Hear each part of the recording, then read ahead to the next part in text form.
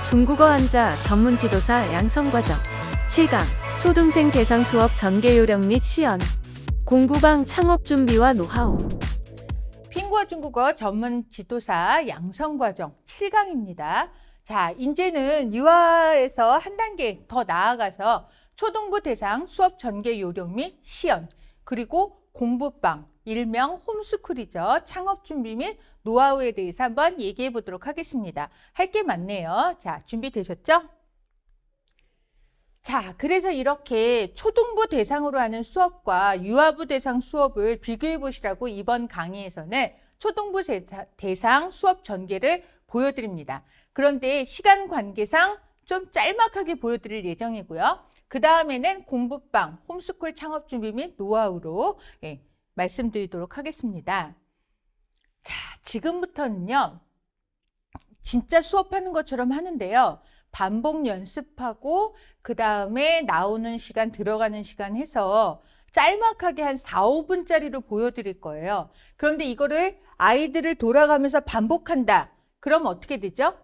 시간이 늘어나겠죠. 그걸 감안하시고 전체 시간은 25분, 30분 수업이라고 생각하시고요. 초등부 수업은 아무래도 1교시가 40분이죠. 그러니까 이거보다는 조금 반복을 많이 하고 애들은 몇 명이다? 20 몇 명이다. 그걸 생각하시고 보시면 되고요. 제 거는 굉장히 에센스만 뽑은 압축적인 수업이라는 거 미리 감안하시고요. 수준만 보셨으면 좋겠어요.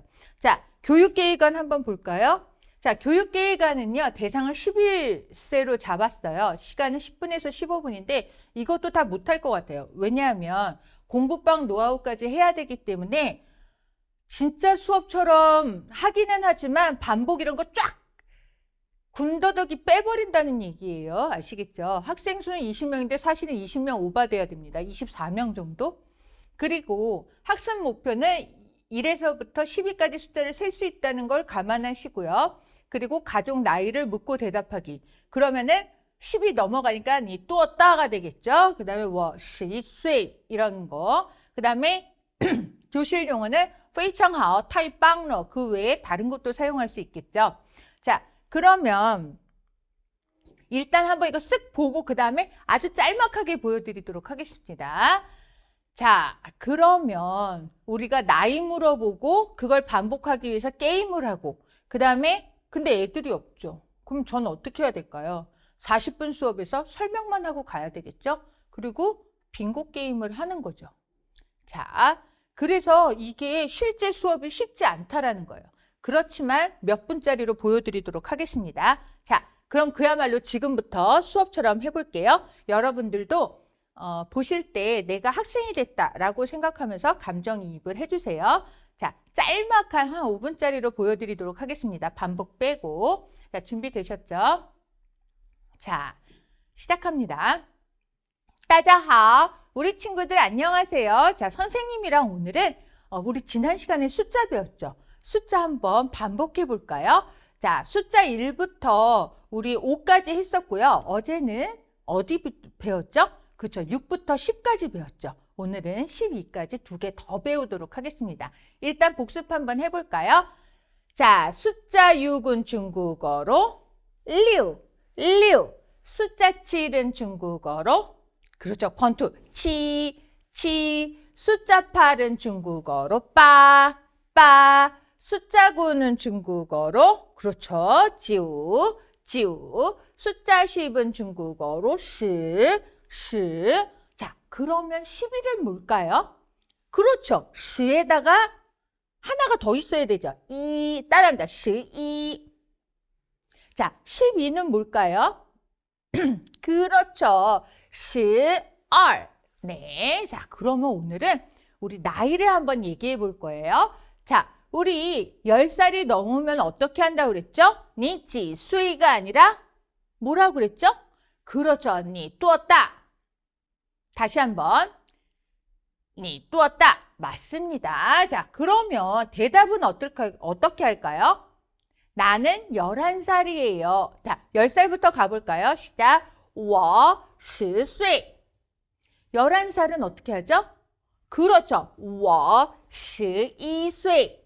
12살은 我12岁. 자, 넌 몇 살이야? 다시 잊어버릴만 할 때 다시 물어볼까요? 너 몇 살이야? 니 뚜었다. 좋습니다. 자, 우리 친구들 너무 잘했는데요. 선생님이 오늘은 공을 준비했어요. 자, 꾸루꾸루꾸루꾸루 꾸루꾸루꾸루꾸루. 자, 여기에 뭐가 있을까요? 우리 친구 따오체밀라이. 자, 하나 뽑아볼까요? 자, 하나 뽑아볼까요? 엄청 낮은 나이가 나왔네요. 자, 이럴 때는 물어볼 때 어떻게 하죠? 그렇죠. 자, 니几岁? 대답은 我3岁. 그렇죠. 자, 이번에는 그냥 10을 붙여볼까요? 자, 10을 붙여서 자, 뚜뚜뚜뚜뚜뚜뚜뚜. 너무 높은 것만 나오는데요.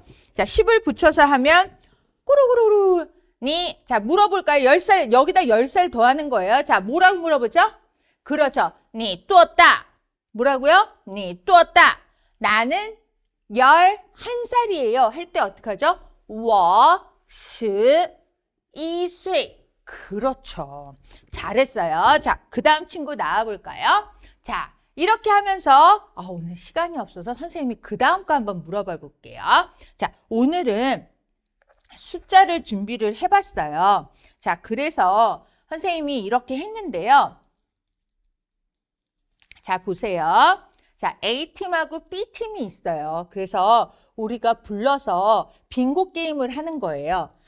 그러면 우리가 대각선으로 한 줄을 맞춰도 되고 직선으로 한 줄을 맞춰도 되고 가로선으로 한 줄을 맞춰도 돼요.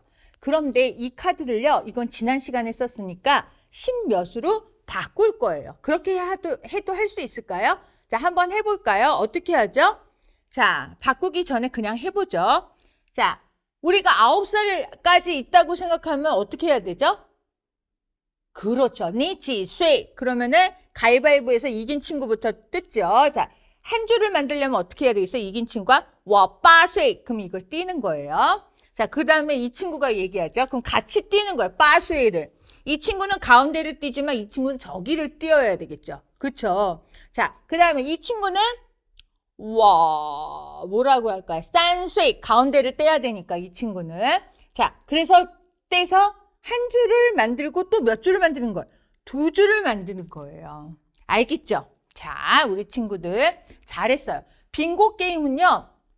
오늘은 니几岁, 그 다음에 니 뚜었다. 이거로 번갈아 가면서 연습해 보도록 하겠습니다. 자, 그리고 우리 친구들 오늘 배운 거 우리 특히 10이 뭐라고 했죠? 그렇죠. 11은 12, 12는 12. 그렇죠. 자, 오늘도 잘했어요. 자, 다음 시간에는요, 우리 월드컵 박수로 할 건데요. 지난 시간에 배웠던 나의 노래 꼭 기억해 오세요. 반복해서 한번 불러보도록 해요. 자, 헤어진 인사. 시작. 짜이지엔. 짜이지엔. 잘했어요. 자, 다음 시간에 만나요. 따자싱콜라. 자, 여러분, 이렇게 하는 건데요. 제가 빙고 게임 대충 한번 보여드렸죠? 그거를 카드를 뭐로 바꾸면 되는 거죠? 그렇죠. 몇 살부터 있어야 되나요? 8岁, 9岁, 9개나 있어야 되니까 여기다가 사실 10, 11, 12, 한 3개 정도만 바꿔 끼면 되겠네요. 그래서 우리가 10 미만일 때는 10 아래일 때는 우리가 니几岁로 물어보고 10 이상일 때는 10을 포함해서 그렇죠. 니 뚜었다 라고 물어보는 거. 아주 그게 왔다 갔다 연습이 되니까 가장 빙고 게임이 좋겠죠. 시간은 엄청 잘 가죠. 40분도 모자랍니다. 자, 여러분들 시키실 때 어떻게 시키셔야 되겠죠? 그렇죠. 반 시킬 거면 다 시켜야 되고 아니면 계획을 세워서 이번 주에 반, 다음 시간에 반 해야 되는 거 기억하고 계시죠? 자, 이렇게 짤막하게 보셨어요. 자, 이번에는 공부방, 홈스쿨, 창업준비 노하우입니다. 자, 자신이 거주하는 집에서 아이들에게 중국어 또는 한자를 직접 가르치는 교육 형태를 말하죠. 자, 그런데 자, 여러분들 보세요. 공부방 선생님은요. 중요한 게 뭘까요? 아이들을 세세하게 더 살필 수 있다는 게 차이점이에요. 그리고 직접 자신의 집 주변에 있는 아이들이기 때문에 이해의 폭이 넓겠죠. 그리고 다양하겠죠. 자, 보세요, 선생님. 자, 유치부 대상 수업이 있고 초등부 대상 수업이 있는데요. 오늘 제가 방금 보여드린 초등부 대상 수업의 차이는 뭐죠? 유치부 대상일 때는 일단 문장이 니지, 수에이죠. 근데 얘네는 뚜었다죠. 그쵸? 그런 차이부터 해서 빙고 게임이 좀 어려워요. 그러니까 유치부한테는 7세나 좀 가능하려나? 예, 그런데 5, 6세한테는 힘들어요. 게임의 종류, 그 다음에 또 예를 들어서 말하는 문장의 종류, 단어의 개수 이런 게 초등부가 틀린 거예요. 그 다음에 교실 중국어 같은 경우에도 제가 시간이 얼마 없다라는 생각 때문에 제가 굉장히 줄였는데 예를 들어서 太棒了, 非常好 이런다면 유치부는 好, 很好 이 정도 해야 做得好 이 정도 해야 되겠죠. 그렇게 차이가 있는 겁니다. 자, 그래서 공부방 선생님들은 얘기가 다시 돌아와서 딱 보면은 1시간 전에는 유치부 애들을, 1시간 뒤에는 초등부 애들을 가르쳐야 되기 때문에 굉장히 온앤 오프 이렇게 대처 능력이 굉장히 중요합니다. 자, 네. 자, 그 다음에 이거는 뭐 똑같은 얘기니까 스킵하도록 하겠습니다. 자, 선생님 자택 지역으로 약 500에서 1000세대 정도의 지역에서 운영하면 크게 어려움은 없죠. 그러면서 초반에 힘들지만 점점 입소문이 나야 되겠죠. 그래서 6개월은 버틸 자금이 있으셔야 됩니다. 하지만 임대료는 안 들어가니까 뭐 버틸 수 있다고 생각을 합니다. 교육에 관심이 많은 학부모가 거주하는 지역, 한마디로 교육열이 높은 지역이어야 되는 거예요. 그리고 또 한 가지, 이건 굉장히 여러분들이 체크해야 될 비밀스러운 체크 포인트인데요. 중국어나 한자를 가르치는 그런 학교가 많아야 돼요. 더 자세히 세부적으로 얘기하면 중학교에서 한 해는 중국어, 한 해는 한문, 한 해는 중국어 이렇게 선택하는 학교가 있는지를 보셔야 돼요. 다 중국어도 안 가르치고 한문도 안 가르친다. 약간 고전입니다. 그래서 내 학교 내에서 중국어 가르치는, 한문 가르치는 학교가 얼마나 있느냐. 이거 체크 포인트입니다. 자, 그리고